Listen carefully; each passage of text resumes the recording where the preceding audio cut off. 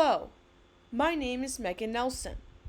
My final reflection is titled Self-Reliance in a Savage Environment: How Icelanders Built a Thriving Society by Conserving the Natural Environment. My presentation will focus on how environmental conservation and adaptation enabled Icelanders to build an independent and inclusive society. Before I dive in, I want to apologize in advance if I butcher the pronunciation of any Icelandic names. To begin, Iceland was settled in the 9th century by Vikings. The Vikings were either farmers or traders. Although they are often portrayed as violent in popular culture, Viking society does not have a standing army. When the Vikings arrived in Iceland, they were immediately greeted by the harsh, desolate climate. The photo on the bottom left highlights the icy environment the Vikings settled in, along with a few of the bugs they had to put up with. These bugs are currently extinct, and I wonder how they were able to find such good fossils or create such great models of them. The Vikings brought their paganism to the island, and they constructed statues of various Norse gods, as well as inscribing them on the metal works and weapons they forged. Later, Iceland would become a colony of Denmark, who had forced them to convert to Christianity. And all photos on this slide were taken in the National Museum of Iceland. Despite having a cold climate, Iceland is also home to a variety of natural wonders. Among them are the big, majestic Gullfoss waterfall on the bottom left, and the warm, smelly hot springs, the Helgador Geothermal Park. Iceland is also atop two tectonic plates, one for North America and the other one for Europe. At Thingvellir National Park, you can walk between the two plates and see a nice waterfall, as seen in the picture farthest on the top left. You can also travel along Iceland's south coast to walk across a chasm between the two plates, which get farther and farther apart every year. The picture of this chasm, which is filled with soft black sand, is seen next to the waterfall at Thingvellir National Park on this slide. Despite these beautiful natural wonders, Iceland remained a harsh, cold place to live. I myself experienced this whenever I ventured outside the heart of Reykjavik. Each time I did this, I was greeted with wind chill, which I did not particularly enjoy. Although the weather was harsh, Icelanders continued to survive throughout the centuries on the island. People also structured their homes in such a way for them to stay warm and adapt to the environment. On the right is a replica of a house in the 19th century Iceland. The beds are lined along the sides and the fire pit was in the middle, so that everyone could stay warm while working and resting. Although this house was made from wood, wood was actually not a common building material. In fact, most family homes were sod houses. After all, Iceland does not have many trees, so people had to adapt by constructing their islands from their dwellings from other natural materials. During this time, of course, there was religion throughout Iceland. Throughout the Middle Ages, people in Iceland practiced Catholicism. However, many converted to Lutheranism during the Protestant Reformation. The National Museum of Iceland, which is where most of these photos were taken, has many religious artifacts. This shows that people's lives revolved around the local church during these centuries. In 1944, Iceland achieved independence as a colony of Denmark. Independence was achieved without shedding a single drop of blood. As someone from the US, I find this astonishing, as we fought an entire war to gain our independence from Great Britain. Part of me thinks that Iceland's path to independence was peaceful, due to the harsh climate of the island. Iceland was a very poor country for many years, and I am not sure if Denmark was particularly attached to it as a colony. The photo on the left is Iceland's iconic Founding Fathers painting, declaring its independence and the creation of a republic. On the right are photos of the Parliament House.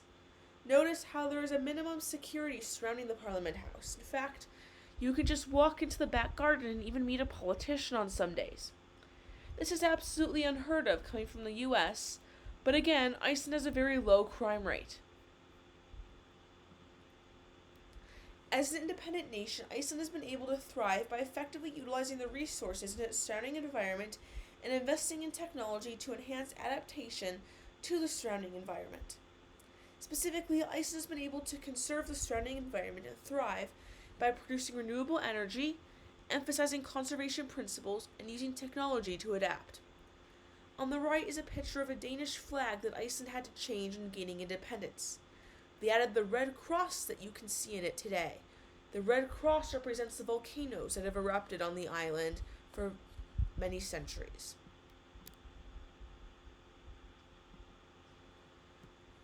Regarding renewable energy, all of the energy produced in Iceland is renewable. 75% of the energy is produced from geothermal plants, like the ones from the Helshidal geothermal power plant we visited. On the left, and the photos are on the left-hand side of the slide. The other 25% of energy comes from hydropower, hydroelectric energy. Together, 100% of the energy produced on Iceland is renewable energy, which is a very astonishing feat.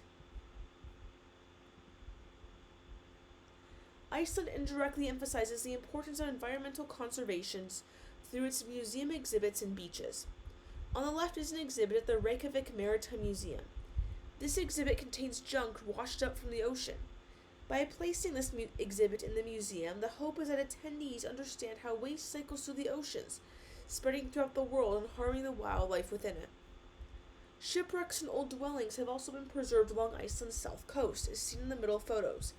These photos serve to not only remind people of the tragedies of things like shipwrecks, but to show the power of nature. The weather on the coast can be harsh, and these photos show the importance of understanding the power of nature and harnessing it appropriately. Finally, the photo on the right shows an iron wheel that is washed up on Reykjavik Beach. This wheel may have been from a shipwreck near Iceland. Nevertheless, I was reminded of the importance of keeping the ocean clean when I saw this, as the junk I carelessly toss away one day could end up in a landfill or shore somewhere far away from where I live. Finally, Icelanders have used technology to adapt to the environment in a sustainable way. This was seen when we visited Frodimar greenhouse. Here, tomatoes, which cannot grow in the natural environment of Iceland, are grown in a sustainable manner. There is a whole ecosystem inside this greenhouse, consisting not only of the tomato plants themselves, but of also flower and lettuce plants, little birds, and bees. There is even a cute restaurant that serves delicious tomato soup, bread, and kebabs. Iceland knows that one cannot thrive in a harsh climate alone. You need help from a supportive society. To this end, Iceland has worked to become inclusive. This can be seen through their acceptance of the LGBTQ community, as seen throughout this Rainbow Road, a few blocks in front of the iconic Reykjavik Lutheran Church, and through an event hosted at the Harpan Concert Hall when we were there. Reykjavik also has a monument dedicated to the unknown bureaucrat.